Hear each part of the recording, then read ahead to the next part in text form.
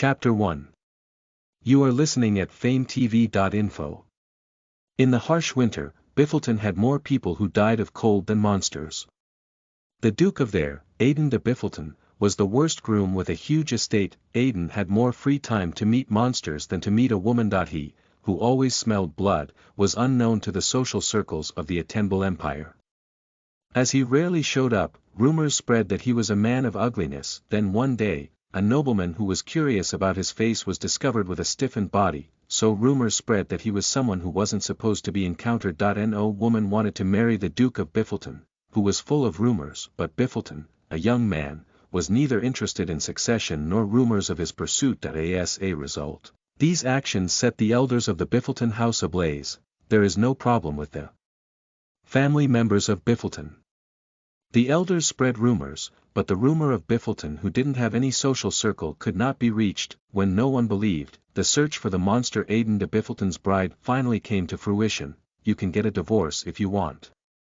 There was a more severe condition of divorce attached to the unconventional search for recruiting Duchess. If you want, I will invite you to Biffleton Castle with no one knowing. Come and decide. That was what the content said. You don't have to face each other. This was the case when they summed up the elongated words according to the long aristocratic etiquette. However, it was counterproductive. In a land full of monsters, you want me to spend my first night in a dark room with the Duke of Biffleton called a monster. Aidan de Biffleton rarely stays in the mansion.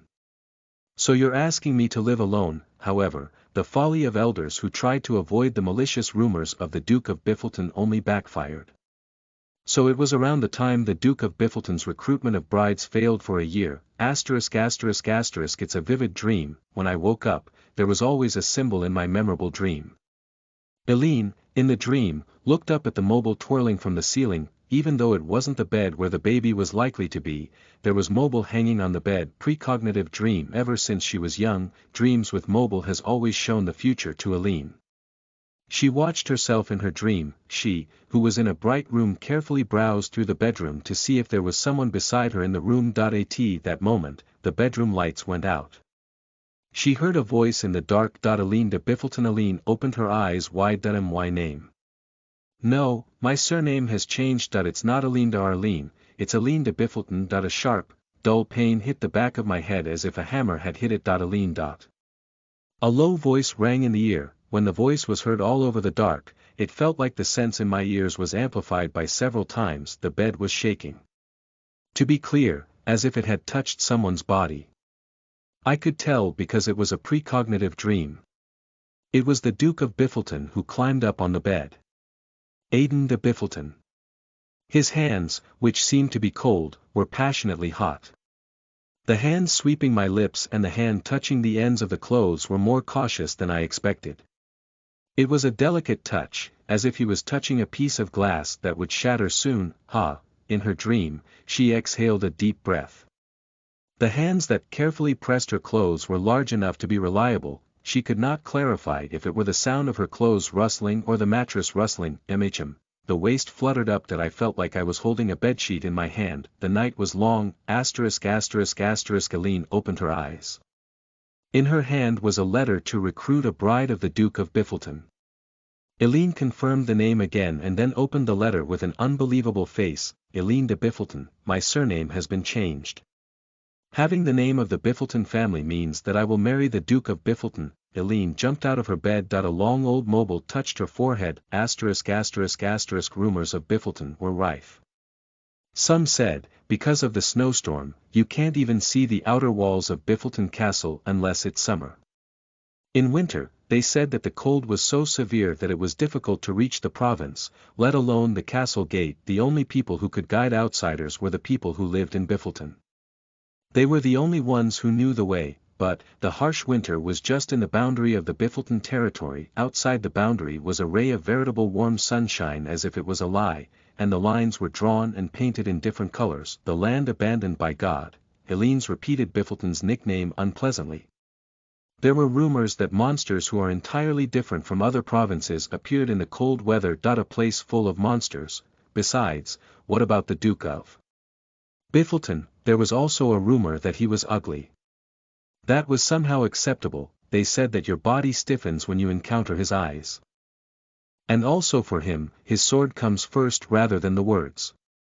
In different phrases, that meant he would cut you off without even letting you talk. The crazy Duke of the North, that was the assessment of the current Duke of Biffleton, Aidan de Biffleton, Aidan de Biffleton. She looked down at the Biffleton family bridal letter, helping the hostess of Biffleton family. Below it was conditions that lifted the spirits of all the Empire's ladies. If she had to explain it in a long way, it was like this: unlike rumors, the Duke of Biffleton is fine. However, if rumors bother you, you don't have to look at his face forever. Also, the Duke doesn't often stay in the mansion. They were inconsiderate sentences that seemed to only kill the bride alone in a distant land. Eileen's gaze went down. If you're uncomfortable, you can leave immediately. I'll take you anytime anywhere you want. It felt different from the dull writing right above it. It had a rough feeling, but the content was soft. Perhaps not everyone in the Empire would believe it, but Eileen knew that this was Aidan de Biffleton's handwriting. This was also one of the reasons why Eileen wasn't afraid of her trip to Biffleton. Anyway, she already foresaw the beginning of the first night. I'll arrive at the Biffleton mansion safely. And that man may be different from the rumors. The first night was soft and sweet. Eileen de Biffleton. The dream foretold the first night with the Duke of Biffleton. I'm getting married to him. Fate is inevitable. From my young age, precognitive dreams were never wrong. I tried to avoid it, but it ended up visiting me. Eileen folded the letter and put it on the table. If I can't avoid it, I won't be dragged away. Only the first night had been foreseen. But how I'll stay in Biffleton is in my hands. She stood up from her seat to hold her fate in her hands. Did you call me? A long time later, after I pulled the bell. Rope, the maid knocked on the door. This letter, where is the man that brought it? The Biffleton person inevitably delivers the letter from Biffleton. Even if the Biffleton man used another postman here, the postman would know how to reach the Biffleton man. It was time to send a reply. I'll be your bride. ******. Eileen was a bit upset. She had never intended to marry the Duke of Biffleton until she received this letter yesterday. Of course, I changed my mind after I had a dream. Because of that, I couldn't send a letter of consent directly to the postman. It was a matter of course. The problem was that the postman left the mansion right after delivering the letter. You don't know where he went? Yes. The maid answered briefly. Eileen waved her out. It was no use prying more into a maid with no loyalty. But that didn't mean I didn't have a way. Father, it's Eileen. Eileen went to find her father, Viscount Arlene herself. What's up with you? Viscount Arlene was reluctant to see her face. Even though they lived in the same mansion, it was the first time they had a proper conversation in a decade. Nevertheless, Viscount Arlene himself did not want to see her for another moment. There was one thing his gaze said, a terrible thing. Can I use some people from the mansion? Viscount Arlene's face was distorted. He knew about her precognitive dreams. At the age of 7, Eileen's first precognitive dream was her brother, Sid's death. When her dreams were right, and after her brother's death, Viscount Arlene's own wife went crazy, and so, he treated her as something terrible. Did you dream again? That's right. But Eileen said no, I said it after I had already decided what to say. I just thought it was time to find my marriage partner. Okay. After Sid's death, Viscount Arlene's wife, who went crazy, couldn't make Eileen's debut in society.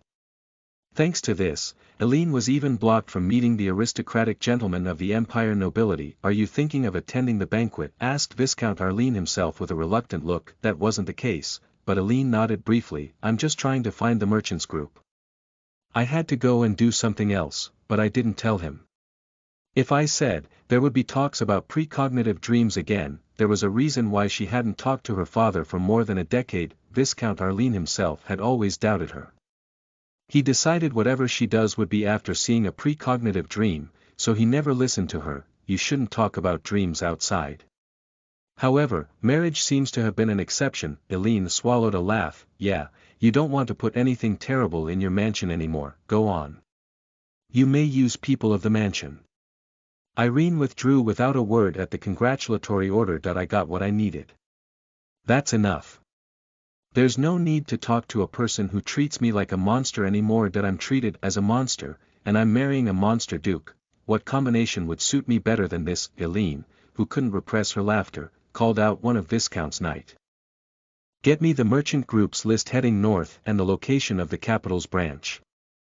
The knight knew what Viscount Arlene's daughter meant to his master. So he sneered and said, there are not just one or two places, my lady. There was a distinct sneer on his face. She was just a lady in name, and because he didn't really want to serve her, he didn't feel like calling her name. She grew up in a mansion, so she was treated like a person who doesn't know the outside world. It was the treatment that she always received for nearly 20 years. I'm used to those eyes and words, to the merchants group, which periodically supplies a large quantity of goods to the north. Most of the supplies are food that can last for months and should consist only of the things that stand in warm places. This can be limited to a few places that in the north, which was close to Biffleton. Very few estates could consume large amounts of food. There must be many people who want to live close to the monster-infested territory. But why are you looking for this? The knight asked poorly even when he received the orders, to find a marriage partner. The voice of the knight who laughed at her was heard quietly. He was probably thinking that no one was going to marry her. Rumors about Arlene would have spread big enough to spread throughout society. She was the esteemed lady who didn't even make her social debut, even when she was already in her mid-20s. They probably would have wondered that the reason I didn't debut was because I had a flaw. They might have imagined what that flaw was and created something amazing by pondering about it over and over again. Get out. The knight didn't even answer and turned away.